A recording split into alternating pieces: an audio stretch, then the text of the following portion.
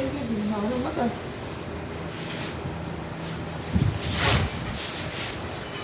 Điện thoại bắt luôn. Thiên mà lấy gì từ Thiên? Cái gì? Điện thoại Nè, vậy nè. Này.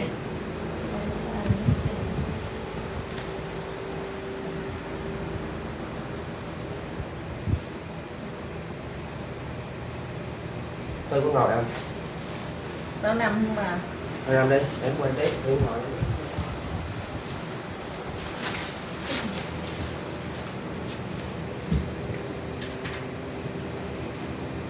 Nhắn đâu?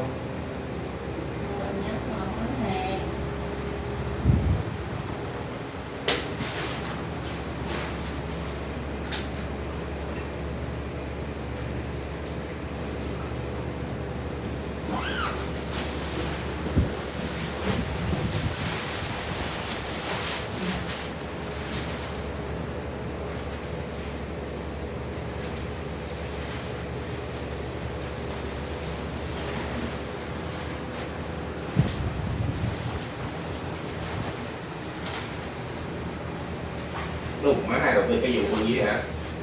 Đổi cái vụ khác. Qua vụ Này làm quá thì tôi nghĩ nó thế mà bị chụp gì. Đó, chủ định mở studio. Nói chưa là được khi mà ra cầm dao, nhưng mà cái này còn cái nó chiến trạng kìa. Nhưng mà muốn có nghiệp mà đi từ thành cưới không được thương nè. Mày học căn cưới Photoshop bây giờ nó chỉ nói chụp thành cưới toàn là như là tự thuê đồ rồi đi chụp này kia nọ, không có tốn chi phí nhiều á.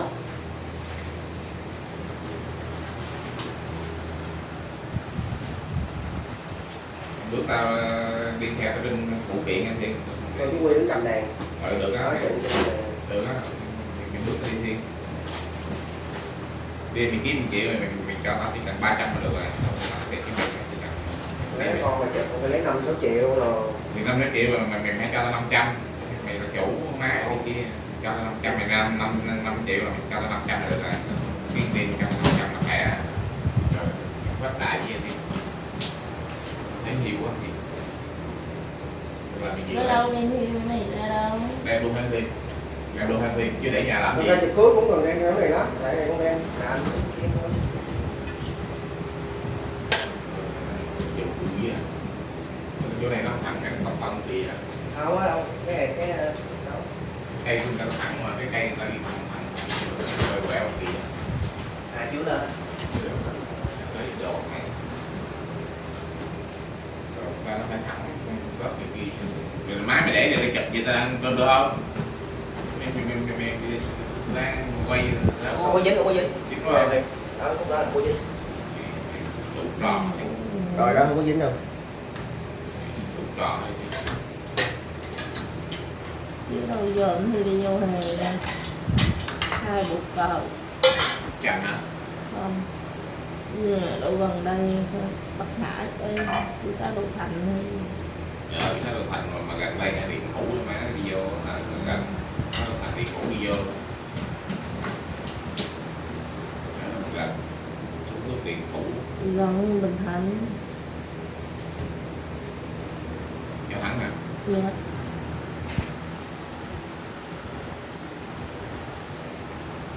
Thành cũ đi vô gần bệnh viện Bình Dân đó.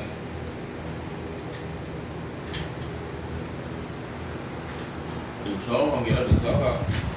Có địa chỉ nữa. Đọc chưa đọc hết nữa. Dạ.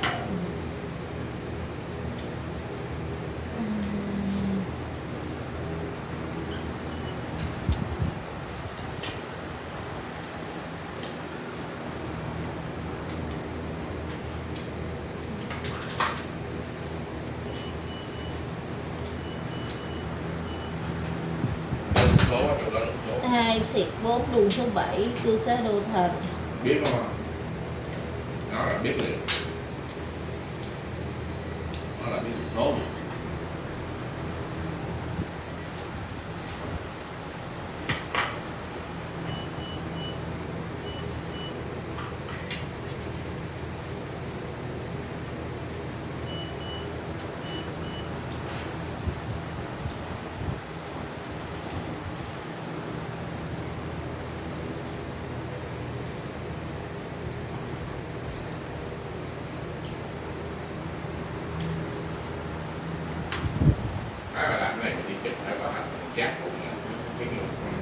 bự hơn cái rồi này 90 xăng cái bữa có 60 à. đầu tư với làm ăn lớn thì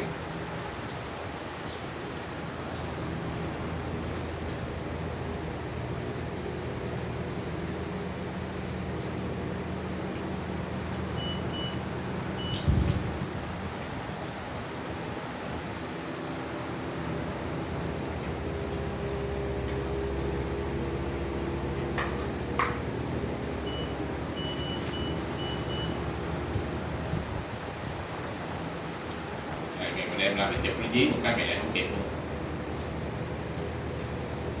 nặng quá trời luôn.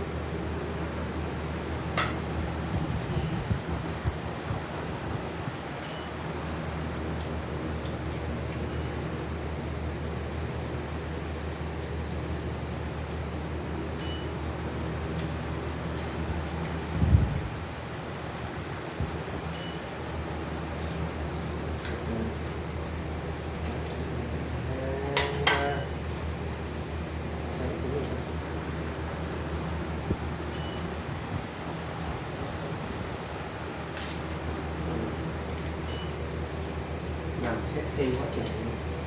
Ủa này mày mua đâu thấy bị lẩu rồi kìa. Chỗ bên đường Hoàng Sa chú Quynh.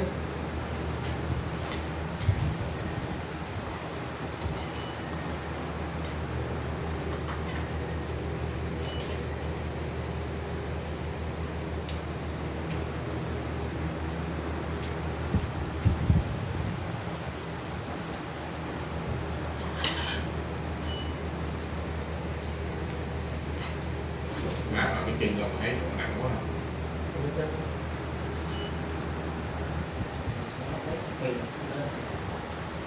Chân nặng.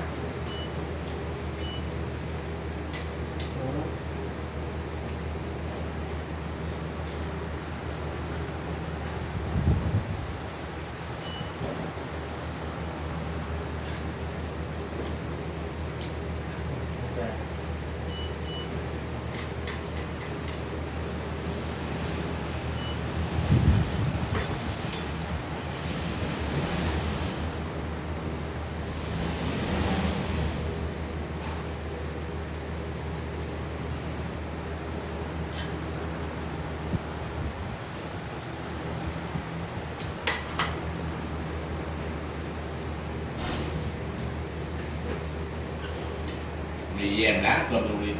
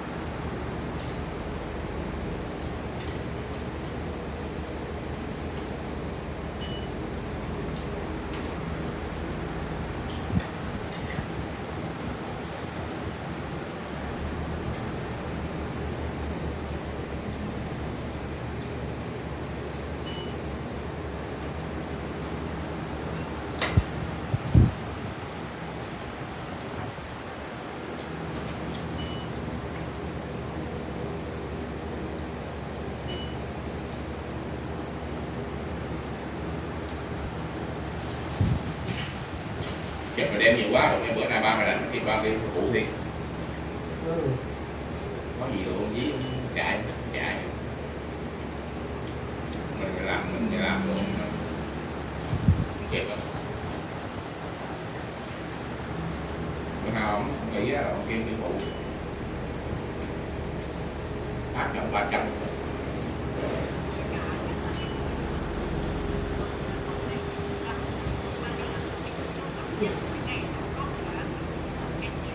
này chụp là 50.000 bắt rồi đầu tư quá 25 là chú ơi, mấy chục anh chồng. đầu tư cái đầu máy đầu tư máy móc nhiều quá lấy rẻ chứ Chứ chú ơi lấy cái đó 30 20. Đây ra mình này có thật sự tấm hình học lúc cũng biết rồi, không biết vậy vậy nhưng mà mình lấy cái giá đó, cái thật sự tấm hình nó không có đáng lấy như vậy. Mình chụp cái giá chiều 25 luôn, con chụp 25 mà. mày phải quảng cáo nó là mày thấy ông anh cái gì Là chú Quy là nói là 50 là nó chơi thôi chứ giờ chú Quy có chú Quy giá dám 50 chụp chỗ đó không nào dám chụp được á. cái chỉ là cái dàn đầu này là anh mua ở nước ngoài gửi về chụp đẹp lắm chụp hơn mấy kia luôn quảng cáo lên chụp có thái mà chờ anh chụp hay mắt xíu mà bảo đảm về mà về là gia đình anh khen này chị này anh thấy không cái vàng mà anh đầu tư vô cái vàng cũng ở mấy kia mà cái vụ một xíu anh ví dụ từ châu Á này tiền Đây có vụ này nữa phần ngủ để che cho tối người nằm luôn. chị mày nói rồi anh thấy không anh đầu tư cái dù này là dù ở nước ngoài đổ về luôn ở Việt Nam cũng có hàng luôn cạo luôn cái nổ dù anh chụp anh mắt chứ mà bảo đảm với em là về anh cũng thèm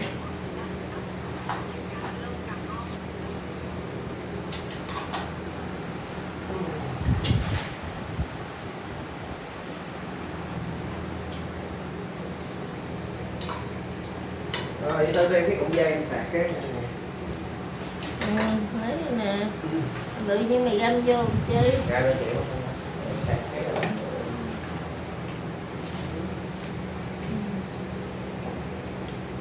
Rồi.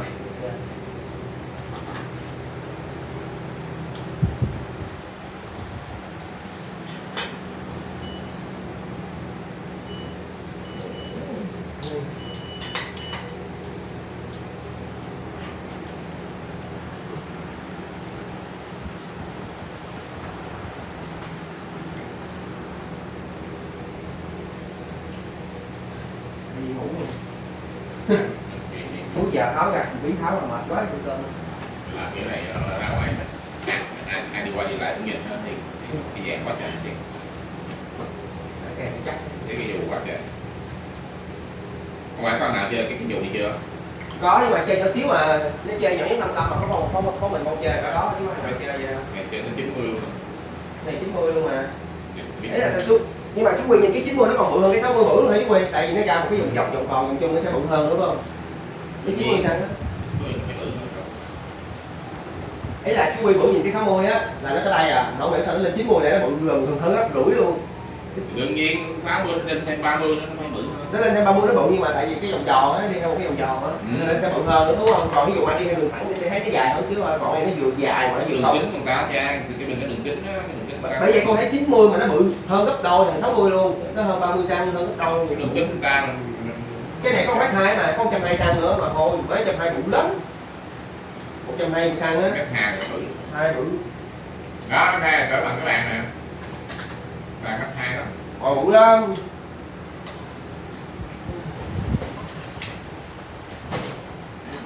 tôi bắt chậm này có một khi ba đi theo trên tim má Rồi sao chú Quy sao con đi trên cái bánh xe này là tại vì á mốt Tết đó con đi á, dập tới con đẩy qua đẩy lại cho nó nhẹ nha. Chứ không có kia nữa, mua sắm một lần luôn. Chú Quy đó cây này mua nhiêu, cây bánh xe mua nhiêu? cây không hả Cái cây nguyên bộ của nó cây có bánh xe luôn đẩy luôn nè. ví dụ là khác không Ví dụ mấy cái số bóc này chừng cỡ triệu triệu rưỡi, triệu tư mua triệu tư. đó là những khác đó Chắc rồi, này bằng inox mà. cài mấy nọ mấy xem là mấy trăm mà Đúng rồi. Xe chắc cũng 300 rồi có 1 triệu là khác đó triệu là Ủa cũng đâu nặng mấy đâu, cũng được nè. nó không rồi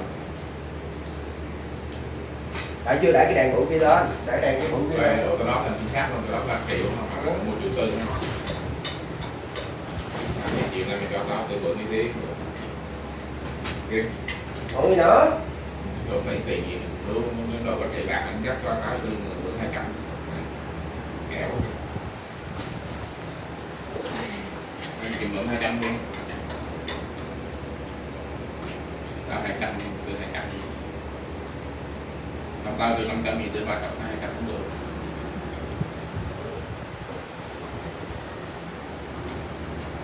Nó không được kéo.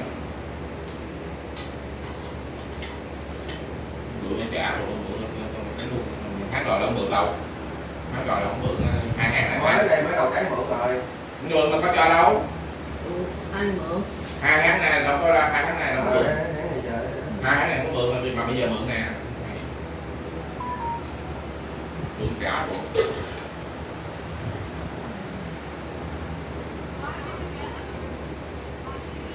Mày vô mày tiền mày vô mày phải có ra mày mới có được nữa chứ mày vô mày ôm hết rồi mày vô đầu tiên mày nghe cái gì vậy đầu tiền vô nó phải có đi ra.